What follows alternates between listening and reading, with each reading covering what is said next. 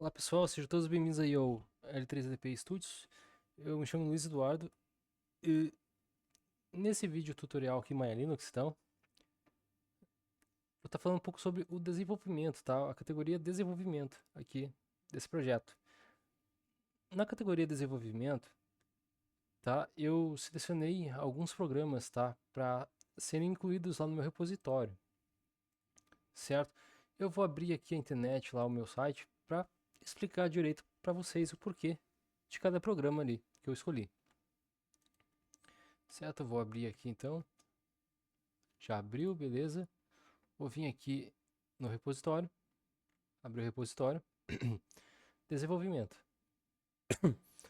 No desenvolvimento, então eu tenho o VS Code, SQLite Studio, Rider e Eclipse, beleza? Enfim, por enquanto eu tenho esses programas no meu repositório, tá certo? E o porquê que eu escolhi eles, tá, para o meu repositório? Bom, no programa padrão, quando a gente instala o Maya Linux, né, ele vem com SQLite Studio e VS Code. O SQLite Studio ele é um framework para trabalhar com o SQLite 3.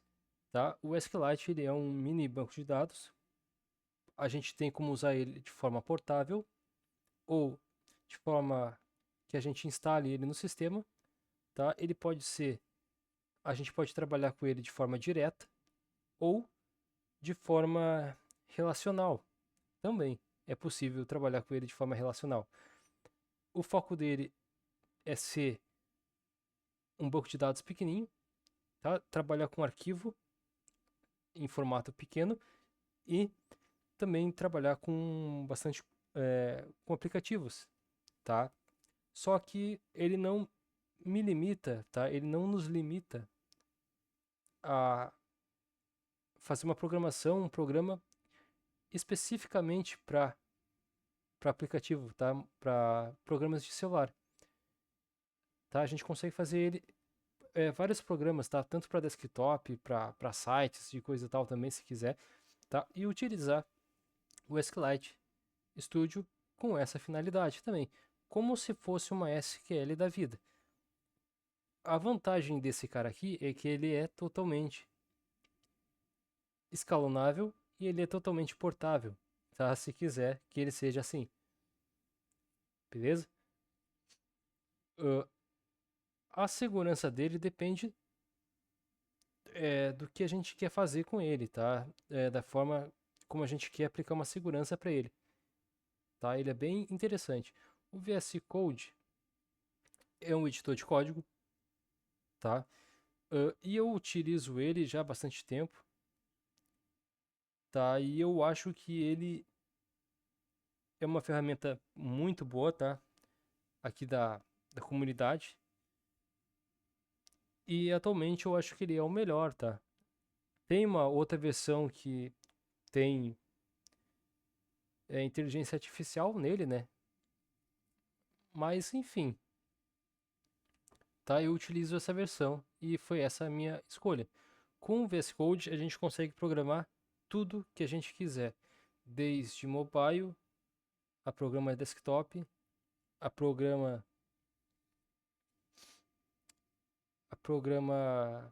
web, certo? Enfim, em todas as linguagens que a gente desejar, a gente consegue programar no VS Code, tá? E é muito fácil programar nele. O Rider, o, esse Rider aqui, ele só está aqui por causa da Unity, tá? Da Engine Unity, que logo mais a gente vai falar sobre a Engine Unity no tutorial. Esse Rider aqui, ele é uma IDE da JetBrains, que o foco dela é programação em C Sharp, tá? Esse Rider aqui, ele é a única IDE atualmente no Linux que se integra de forma perfeita com a Unity, atualmente no Linux, ok? Então, se eu quiser programar jogos na Unity no Linux, eu preciso utilizar o Rider, porque senão fica inviável. tá? Fica maçante ter que ficar escolhendo o arquivo, aí depois selecionando o editor de codificação para depois abrir.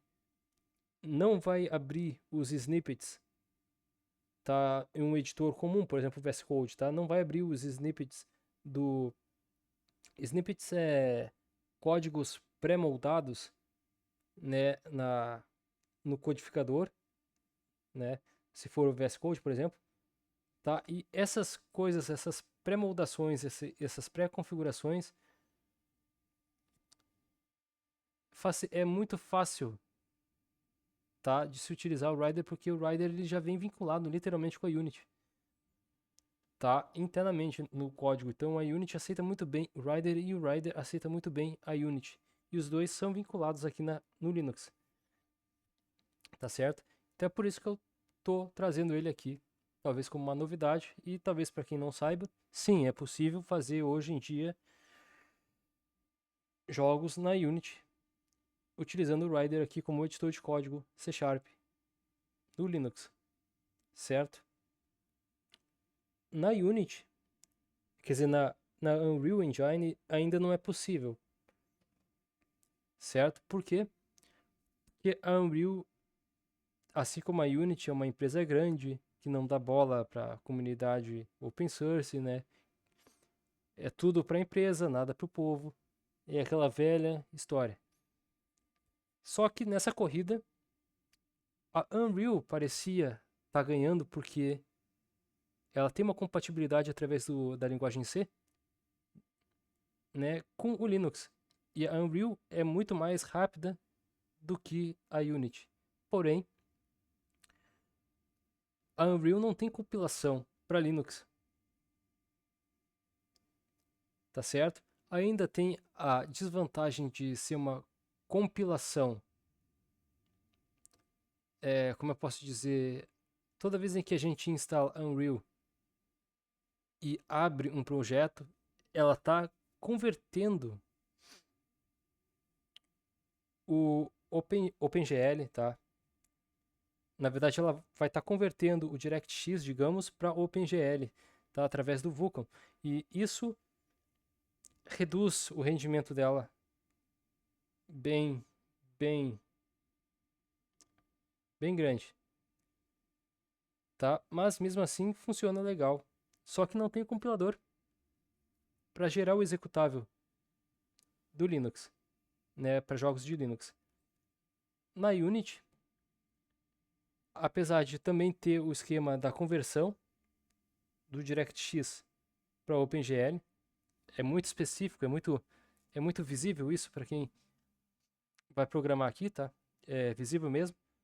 Porém, a Unity já veio, a Unity 6 lançada aí, né?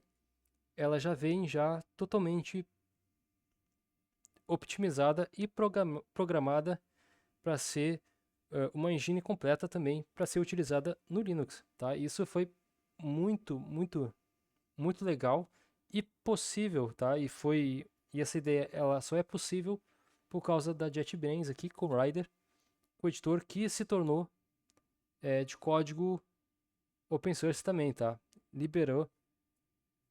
Eles liberaram aí a licença de código aberto para ser utilizado junto com a Unity, para fazer páreo a páreo com o Visual Studio da Microsoft lá, tá? Só que o Rider, ele realmente é uma ideia super poderosa e é totalmente vinculado, então, atualmente com a Unity, possibilitando que a Unity saísse na frente da Unreal atualmente no Linux. Beleza? O Eclipse, eu testei várias IDEs, tá? Inclusive da JetBrains. E apesar de eu não trazer o PyCharm aqui da JetBrains e a IDE, tá, de Java da JetBrains também, eu trago o Eclipse. Por que eu trouxe o Eclipse? Tá? O Rider eu só trouxe aqui da JetBrains porque ele é vinculado com a Unity, eles se conversam muito bem, tá? Mas não seria o recomendado. Mas no caso da Unity não tem outra solução a não ser utilizar o editor de código Rider junto aqui no Linux com a Unity. No Java, a JetBrains, assim como o Rider, assim como o PyCharm, eles têm uma licença nada flexível, tá? Na licença da JetBrains, eles dizem o seguinte: todo projeto no qual a gente fizer com a ferramenta deles, a gente precisa dar uma parte do nosso lucro para eles, tá? E isso não é nada satisfatório, certo? Diferentemente do Eclipse. O Eclipse ele já está aí no mercado já há um longo tempo. Ele e o NetBeans batem carreira há bastante tempo, tá? O NetBeans é tão bom quanto o Eclipse, porém o Eclipse atualmente ele, como é que eu posso dizer, ele se superou, tá? Eu testei várias ideias, tá? Da JetBrains eu não trouxe para cá porque é meio arriscado, sabe? Eles são meio camuflados assim, eles tipo não diz que aquela licença na qual tu vai usar o programa vai te ferrar mais tarde, tá ligado? Eles são assim. E eu não curto isso, tá? Eu acho que tem que ser, eu acho que a empresa tem que ser ah, transparente. O Eclipse ele é open source, tá? Ele é de código aberto e ele vem todo organizado, tá? Se eu quiser trabalhar com Spring Boot, com Java Service, entre outras tecnologias, tá? Com Java para desktop, que é o que eu faria no Eclipse, programa para desktop, né? Java purão, tá? Ele já vem todo preparado aqui e é muito fácil de instalar os plugins e instalar exemplos prontos também, tá? No Eclipse. E essa parte é muito menos complicada de se fazer no Eclipse do que no NetBeans, tá? Por exemplo, o NetBeans a interface dele é toda facilitada, porém nessa parte de construção de Java para web, tá? É mais complicado no NetBeans do que aqui no Eclipse, tá certo? E é por isso que eu trouxe o Eclipse ao invés do NetBeans, beleza? Bom, se vocês entenderem então até aqui, esse foi os motivos que me levou a escolher esses caras aqui, certo? E espero que vocês tenham entendido o motivo de eu não ter trazido o PyCharm, né? E nem aquela IDE lá para programar o Java, tá? Da JetBrains, por causa da licença deles, que é uma licença que não é segura para nós, desenvolvedores. Assim como o Rider também não é, tá certo? Porém, o Rider, quando se mistura junto com a Unity, fica mais ou menos um esquema totalmente camuflado, como se fosse o Visual Studio.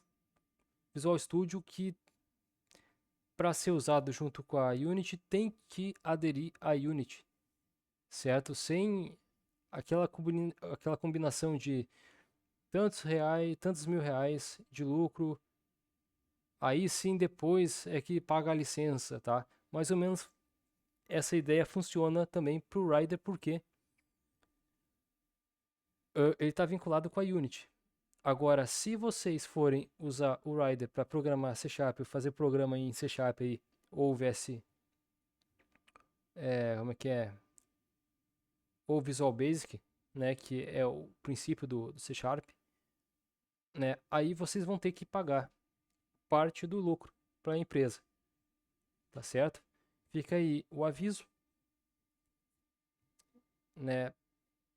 Isso depende de cada um de vocês, né? Como é que vão utilizar, beleza?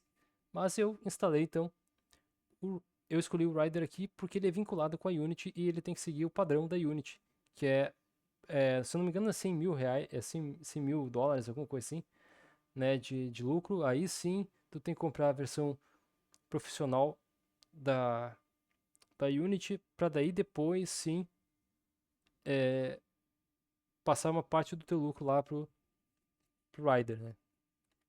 Beleza?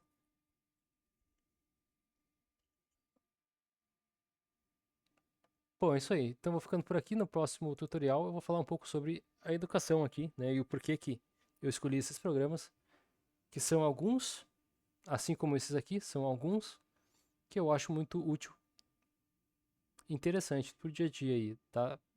Do estudante ou das pessoas comuns. Ok? Então até o próximo vídeo.